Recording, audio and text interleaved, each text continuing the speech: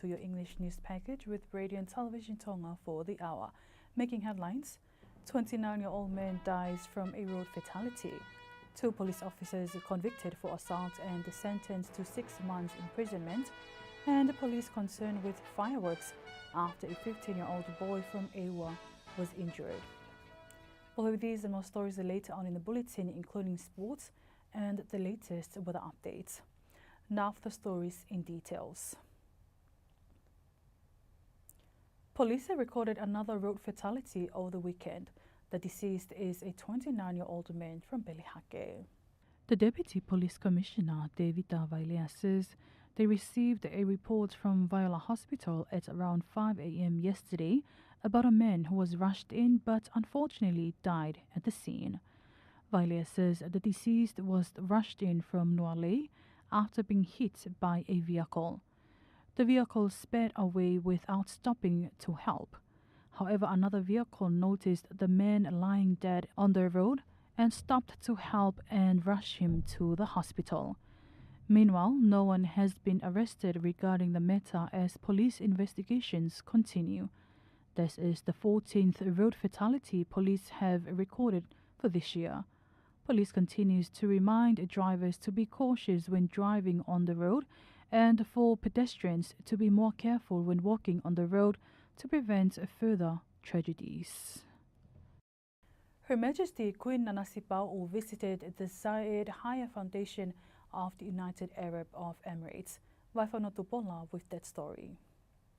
Her Majesty Queen Nanasipau toured the foundation accompanied by Dr. Makia Al-Kaili, the Secretary-General and the leaders of the foundation, where Her Majesty was briefed on a set of interrelated provided services that aim to prepare and qualify people of determination to integrate into society. Queen Nanasipau expressed her admiration of the services of the foundation and said that they were integrated and comprehensive services, stressing that she was pleased to visit the foundation and have her introductory tour meet students and educational carers and see the efforts made by all workers to provide care and rehabilitation for categories of people of determination, noting that this shows the great interest of the United Arab Emirates in providing all services, whether health or rehabilitation, for these age groups. Her Majesty stressed that the Said Haya Foundation for People of Determination in the UAE, with its services and equipment at the highest level of development, matches the best international centers, and expressed her thanks to the official of the foundation for the good reception and accompanying her on her tour. Her Majesty adds the communication between the foundation and the institutions here in Tonga must be invested to exchange experience between the two sides and transfer Said's advanced experience and expertise in this field to the Kingdom of Tonga to benefit from them. Her Majesty was accompanied by Susan Akauola, wife of the Tonga ambassador to the UAE, and other protocol officers. Nuku'alofa for Radio and Television Tonga News. A 15-year-old boy is being treated in hospital after being severely injured from a firework explosion. This follows a firework that occurred in Ewa over the weekend. The medical superintendent of Viola Hospital, Dr. Ana Akaola, told Radio and the Television Tonga News this morning that they performed a surgery to the boy's right arm from the effect of the fireworks. Meanwhile, the Deputy Police Commissioner, David Vailea, urges parents to ensure that children use these hazardous materials wisely to protect themselves as we are now approaching the festive season. The Ministry of Health is still urging parents of girls between the ages of 10 to 17 to get themselves vaccinated from cervical cancer. The concern is because this is the second highest cause of death for women in Tonga. Dr. Onfa Tukia from the ministry says the first highest cause of death for women in Tonga is from breast cancer, with the second from cervical cancer. Therefore, the Ministry of Health is urging girls between the ages of 10 to 17 to participate in the vaccination rollouts. Tonga is vulnerable to the newest variants of COVID-19 recorded in neighboring countries New Zealand and Australia because of border closure and restrictions being lifted. As such, it is important for the people to be fully vaccinated from COVID-19 as it is the best and safest way to protect themselves from COVID-19. The nurse in charge of the vaccination program Sister Afute says Tonga should get ready for a second wave of the virus as well because of the new nature of this virus. Sister Tay says reports of the lives lost and those sick from COVID-19 from the second wave in these two countries were those who were yet to get vaccinated for COVID. The urge then is for Tonga to get vaccinated as well as in preparation for a second wave of the virus. At the moment, about 97% of people 12 years old and above have received their first jab of COVID 19. The second jab at 92%, 55% for the booster shots, and only 1% for the second booster shots. For those 11 years and younger, only 54% have received their first jab and 21% for their second. The hope then is for people to get their vaccination while Tonga is still COVID free. A women's group, Aloha Ma'atonga, is hosting a one-week workshop to teach women how to sew.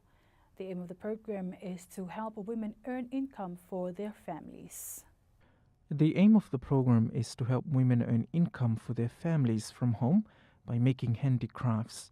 The program aims to assist women during the economic recovery following the aftermath of the January devastation at the beginning of the year. Speaking to Radio and Television Tonga News this morning, the workshop trainer Angie Rakai Niumataiwalo from Fiji says teaching the women to cloth painting will assist them with starting an informal business using their knowledge in cloth designing and painting of fabrics to earn income. Niumataiwalo says this is the first time the workshop is held in Tonga, as similar programs have been held in the region to empower women. She recommends that cloth painting is one of the easiest vocational skills in designing fabrics and materials, with participants could practice it easily. As such, the secretary of the Aloha Ma'atonga Women Group, Dalita Helu, says the training was proposed by the members of the group due to the high cost of the painted cloth nowadays. Makaleta Tukia, a member of the group on the same development, added the training has enabled her to gain new skill in handicraft making, such as painting cloths and making new creative designs out of fabric and painting. Today's workshop includes participants from Ha'avakatolo, Tuataklangi, Sopotaufa, and Kolomotua. Vahefonatu Pola for Radio and Television Tonga News. And the two police officers have been sentenced to 6 months imprisonment for common assaults. This was after they were convicted by Supreme Court Judge Justice Nicholas Cooper for common assault in June last year to a 21-year-old Liwaki Whaino. The two police officers are from Vava'o, namely Viriami Halalilo and Tukumo'ui Havea. Wafanotopola with the details. Halalilo and Havea were on call on June the 12th of last year and responded to a call for assistance from Lucinita Whaino of Halaufuli. Lucinita told police she and her drunken husband Liwaki Whaino had a quarrel and wanted him removed from their home. The officers arrested Liwaki and took him to the police station, and Liwaki did not want to be placed into cells, so he fled and got to a Taonga residence and again got detained by Halalilo and Havea. It is believed that this is the time where the incident happened, as a witness told the court that Halalilo punched the back of Liwaki's head before he fell to the ground. The witness added that it was at the point that Mr. Havea arrived and kicked and punched the head of Liwaki. Liwaki was later released and he went to a dentist who checked the injuries to his mouth, and the dentist told the court one of Liwaki's permanent teeth at the top and front was missing. Justice Cooper considered that Liwaki's tooth was knocked out by the two police officers. As such, Justice Cooper said the evidence provided in court was totally independent, and he is absolutely sure that the accounts are the correct and honest version of what they took place. Justice Cooper then later sentenced the two police officers to 6 months imprisonment each, with the last 2 months suspended for 1 year on conditions. Meanwhile, Justice Cooper emphasized in court that the court has been provided with clear evidence that both defendants assaulted Mr. Liwaki Whaino, and they indulged in sheer hooliganism and behavior of not in keeping with the dignity and high standards of the Tongan police force or civil society. Vaifanatu Pola for Radio and Television Tonga News. That was the local news. Up next, we'll join Mark Ake with sports. Malo e malo lava mai ki o tau whare koloa PDH.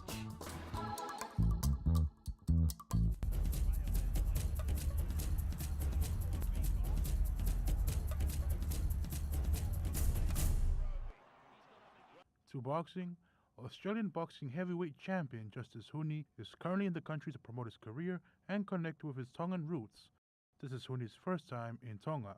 Huni arrived in Tonga last Saturday together with his parents and manager and was welcomed by the people of Fa'ui and Kolovai, who were in festive spirits. However, Huni is in the country to connect with his heritage as his father hails from Fa'ui and Kolovai and is simultaneously here to give back to the Tongan community, promote himself and the local boxing scene, and encourage education and healthy living through youth sports. During a press conference at the Tanoa Hotel, Huni talked how it feels to be in Tonga and reconnect with his Tongan roots. All of the islands, like we've seen what Samoa just did and also what Tonga did in the last World Cup. The community and the Tongan community all around the world is very passionate. So I'd love to, they've always supported me from the start since I've come up, and I just love to give back to the people that support me. Huni added that he is currently carrying an injury but hopes to be back in the ring early next year. Huni's manager, Michael Francis, said that Huni is hoping to build his relation with the people of Tonga and support the youth. Justice wants to build that relationship between himself, Australia, and Tonga. He wants to, broaden his horizons. He wants to be famous around the world. You got to sort of,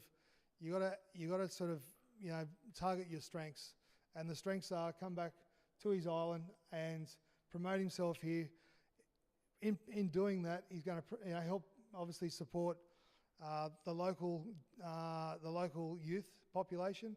So if Justice can come over here and inspire one or two kids to change their lives and have a reason to get out of bed and train hard like he's done his job. And another reason, which probably not so much now, but in the future moving forward, and we're looking and we have been talking about it, is doing something with tourism, because that the tourism, Tonga's a great place and it's really undiscovered. And this is the first time I've been here myself. And I was just talking to Rocky, this country is undiscovered, it's untouched, it's not commercialised, it's perfect. You've got the whale watching, there's so many opportunities over here for people all around the world and actually come and visit a really great place where the people are friendly. Huni mentioned that he hopes to send a message to the youth about the values that boxing has taught him, such as respect and patience, and how he keeps boxing inside the ring and not outside to cause trouble. In 2016, Justice created history by becoming the first ever Australian Tongan boxer to win the gold medal at the World Youth Championships in St. Petersburg, Russia. He turned pro in 2020 and became the first person to win the Australian title in his first bout. With a record now 7-0, ranked number 15 in the WBO, experts believe Justice will be the next heavyweight champion of the world. Huni is expected to depart the country this Saturday.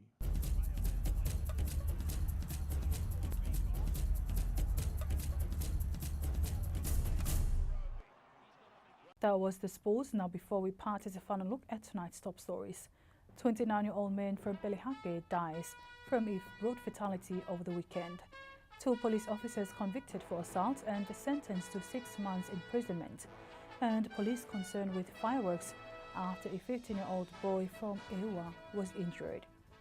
That's it for tonight. Thank you for your company. I'm Maria Gutenbell. Have a blessed evening.